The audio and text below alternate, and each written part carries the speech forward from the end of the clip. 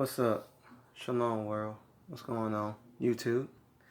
Um so I'm here and I want to speak about the many beliefs and um the many belief systems and all these doctrines that's coming out right now, right?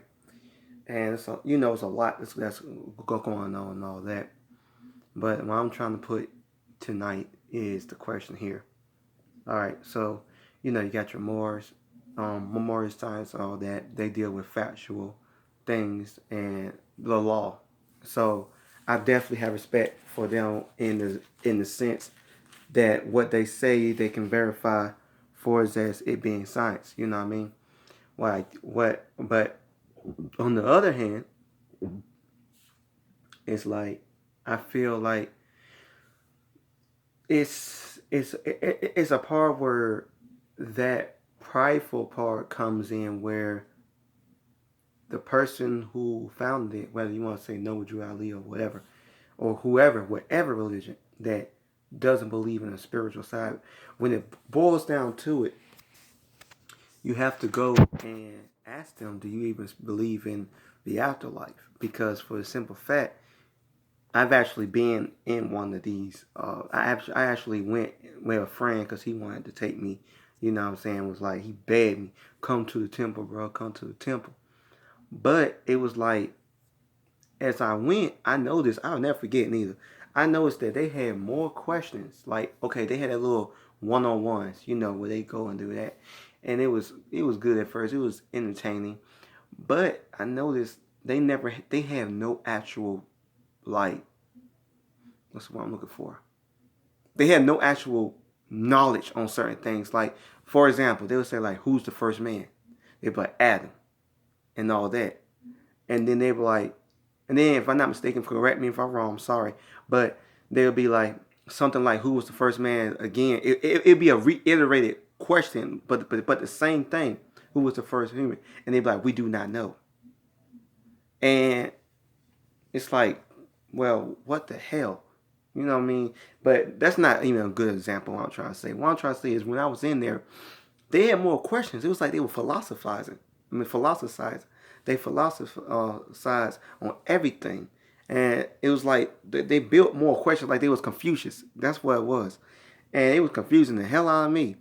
But on the law, oh man, on the law, they was killing it. They know the law. And that's the part I feel like out of all, that's what we need to know is the law. Because if you don't know the law, you're going to end up being in trouble.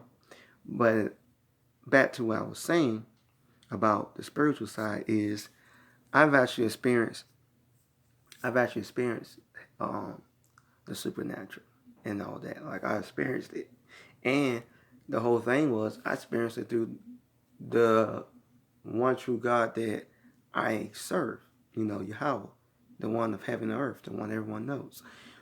And it's like, to me, I feel like, okay, so if I'm able to call upon and pray to this being, and I'm able to reap benefits, and I see things happen, I'm actually having dreams and prophetic visions and things happen. I'm talking about things that just I didn't even know, and it happened, and it's not just my life, but other people's lives.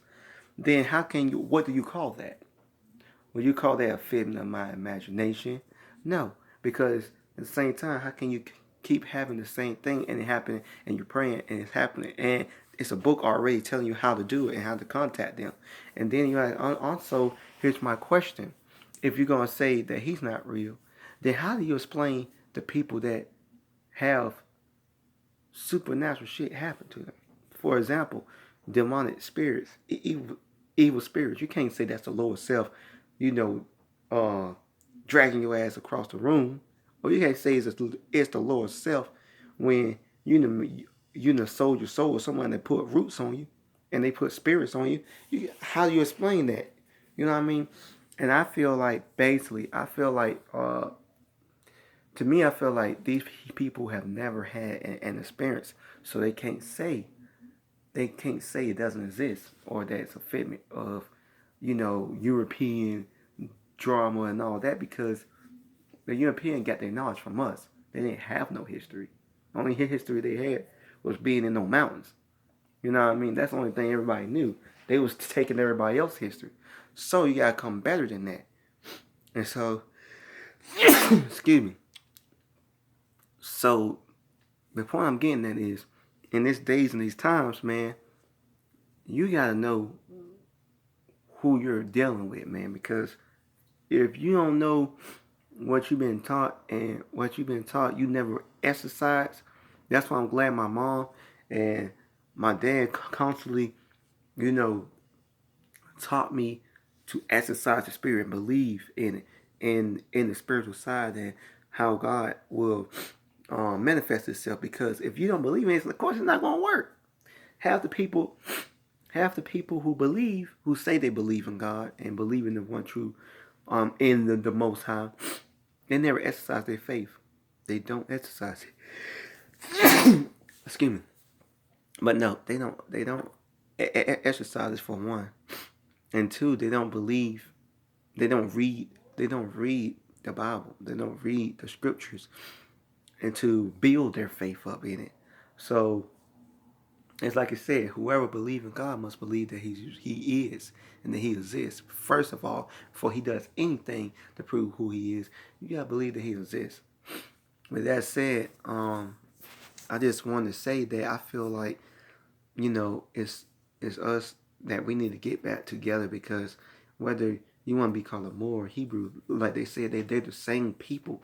The difference is, if you ask me, that's where we went off at, serving the other gods. You know what I mean? And in actuality, they ain't saying it, but without saying, they're insinuating that that they believe in God because God is them. You feel what I'm saying? God is them. And don't get me wrong, the scripture says we are all gods, but we should die like men, small g. But yet the one true God. You know what I mean? And oh, sorry. I'm sorry. I've been working today. Sorry, but you got the one true God, and that's the God of gods. Put it that way. He's the God of gods.